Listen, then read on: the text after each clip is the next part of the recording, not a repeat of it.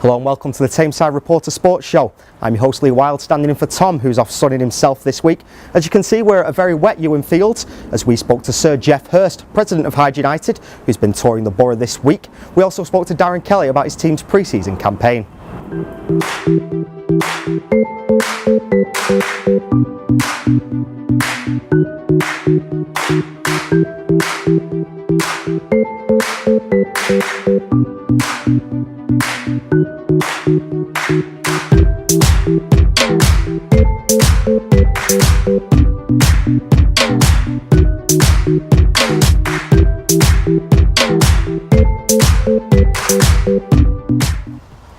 Yes, well, as I said before, Sir Geoff Hurst did visit Tameside this week to officially become a Freeman of the borough.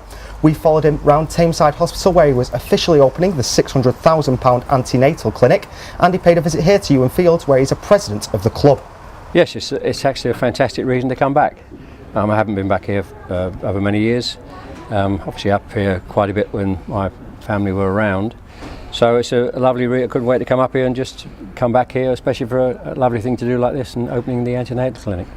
I think you can never say never in football. I think you have to be, I know people are very disappointed in the last couple of performances and tournaments, but that happens in football, and you come back again. If you're involved with the game as a player or a fan or a supporter of a club, one thing we all have in common is we're very positive about the state of our club, the state of our country and the state of our team. And I think you have, and certainly as a player, you have to have that positive nature, because if you don't, in a very tough profession, you wouldn't survive very long. Hello everybody. Okay.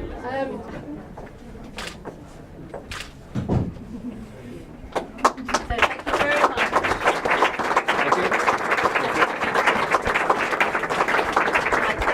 I said just practice and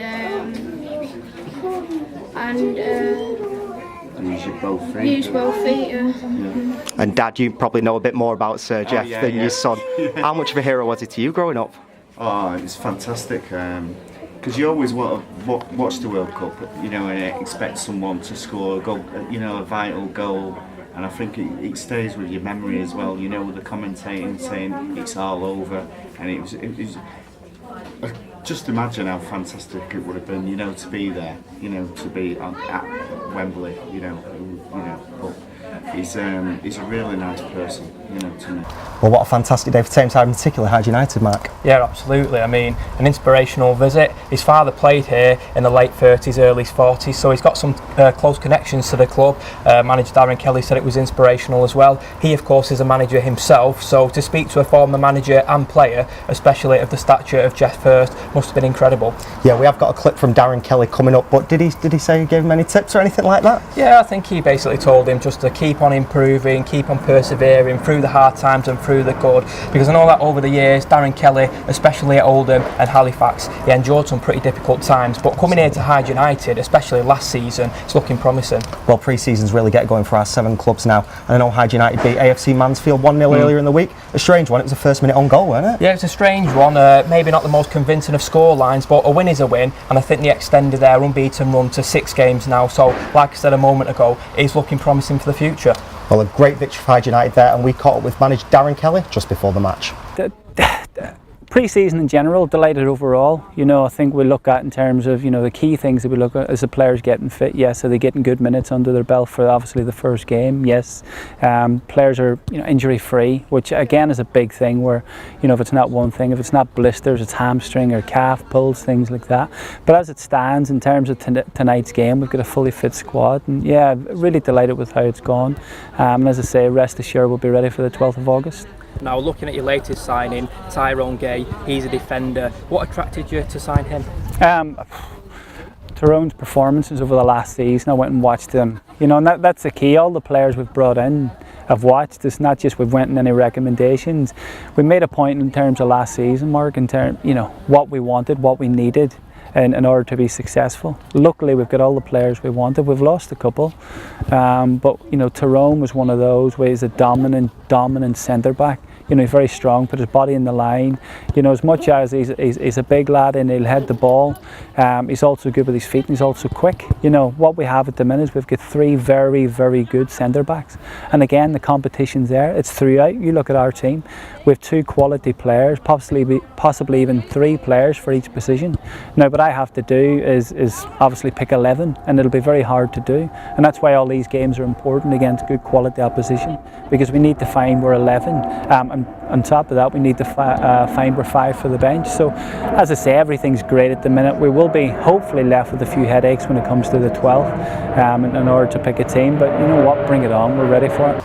Well, some interesting comments from Darren there, Mark. What do you make of Hyde United's squad for this season? I think it's a very solid squad. I'm tipping them for promotion next season. I actually think they'll claim the title. I actually told Darren that. I said I'll have 20 quid on them to claim the title, so pressure's on Darren. But you look at the squad, they've retained a lot of players. They brought in some new faces as well. They also place a lot of emphasis on the academy setup here. You've got the likes of Pete Boyle, who scored 5 in 5 now over pre-season. You've got Big Cam Zuck, both youngsters, both looking towards the future. And then you've got some new players like Chris Churchman, who was previously at Stockport County, and Tom Pratt, who was at Mossley last season, and he actually scored 45 goals in 171 appearances for Mossley, so it'll be a massive addition to the side. Well, from Ewen Fields to Bowerfold, and it was positive news for Stalybridge Celtic, who earned a 1-1 draw with Huddersfield Town on Tuesday night. It's quite a good result for him, isn't it, Mark? Yeah, a good result. I'm not entirely sure if it was Huddersfield's first team squad. I think it was a mix of youth team and some new faces. Same team that Curzon Ashton played last weekend, but a draw is a draw. It's good that the squad are getting some time under the belts, and it's looking promising at Bowerfold. Well, that makes it 2-2 for Theo Bailey-Jones. He's been quite a find, hasn't he? Do you think he'll be able to carry that pre-season form into the competitive campaign? We'd hope so, but you never really know, do you? Looking at pre-season, some squads and some players, you know, really glitter on the pitch during that point in time, but then when it gets to the new season, they seem to crumble. But hopefully Theo Bailey-Jones can improve and take that performance into the new season. And some breaking news for you, just as we're filming, they have signed Jake Charles today. What do you know about him, Mark? He's previously played with Huddersfield Town and Barnsley. He played in that 1-1 draw with Huddersfield on Tuesday night, and his father John actually played for Wales, Juventus and Leeds United, so he's certainly following in some big footsteps. Absolutely unbelievable pedigree there. So it was a decent start for Stalybridge, but it was an even better one for Glossop North End, who've extended their unbeaten run this pre-season to 4 games. They put 2 past Abbey Hay on Tuesday with goal scorers Bagley and Billy Hasler-Craig. What sort of season do you predict for the Hillmen? A fantastic one, especially with Paul Phillips and Steve Halford now in charge of the club. With their experience, of course, previous managers at Ashton United and Stalybridge Celtic, and some of the players that they brought in recently, it bodes well for the future. Now, you mentioned Billy Hasler-Craig then. Over the past few years, he's found it difficult to establish himself as a first-team player. He was loaned out to Droylsden a few seasons ago from Rochdale. He then made the permanent switch to Altrincham, couldn't forge his way into the first team there, spent time with Buxton and I think Glossop towards the end of last season, so hopefully he can get some game time this season. Well, it does look good for Billy. Now, Glossop North End have been drawn against Mossley in the FA Cup preliminary rounds. That should be a great draw for both teams. Yeah, hopefully it'll bring in a big crowd, which means additional funds. There's more at stake when it's a local derby, especially pride, and of course Steve Halford will be returning to his former club at Seal Park, so it's also a chance for these two teams to start their progression in the FA Cup and hopefully emulate Curzon Ashton's success of last season. Well, let's hope they get a great crowd there up at Seal Park. Now we'll look at Mossley, who built on Saturday's 4-0 victory over 1874 Northwich by putting 2 past Winsford United. Mossley seem to be solid at the back this season, Mark. That's 2 games now, 2 pre-season where they haven't conceded. Yeah, they do. It was only a few weeks ago we were saying on this show, Mossley hadn't really established the side. There was about 10 trialists in one game. The first pre-season game against Curzon Ashton, I think there were 10 trialists in that side. But Peter Band looks to have made some really good signings, hopefully more to come. Well, you bring me on to my next question there, because that game had 6 trialists in it, Mark. Should we expect Peter Band to make more signings before the season begins, or do you think the squad's settled now? No, there'll be more signings. There's got to be. There's 2 weeks left. I'm sure he'll be assessing his options. Hopefully he'll be bringing in a mix of youth and experience. They will be captained by Tom Dean next season. He's got a load of experience at the back, so hopefully he can nurture these younger players. Well, it's down into Ashton now, into Hurst Cross, where Ashton United were on the wrong end of a 7-goal thriller against FC United, Mark. Certainly value for money there. Yeah, value for money, and once again it was just about getting game time for these players. Some new, some experience, some there last season. I know that Jody Banning has been dealt a blow, to be honest. 2 strikers, Matt Chadwick and Ryan Crowther, who scored over 35 or 40 goals last season. Big loss. Massive loss. They're both out injured. Ryan Crowther's picked up a serious knee injury, and I think Matthew Chadwick against Colne last weekend, he picked up a knock on his ankle, so it's not looking good. And in an interview with Ashton United TV, Banning him said they're looking for new additions now. So with that in mind, what sort of season do you predict for Joe Devanham and his boys?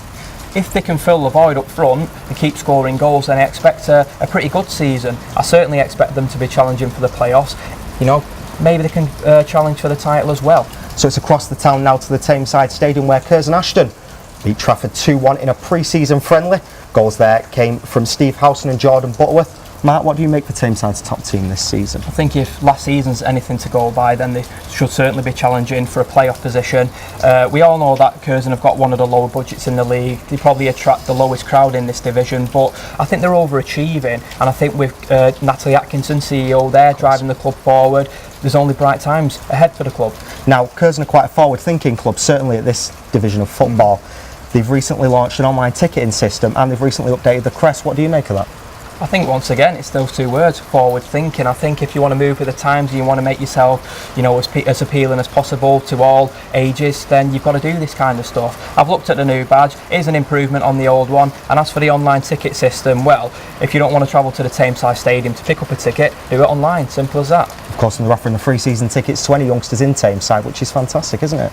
There's no better way to get youngsters involved with football than to offer them free tickets. Like I said then, under 11s with a Tameside postcode can gain free admission to every home league fixture next season at the Tameside Stadium.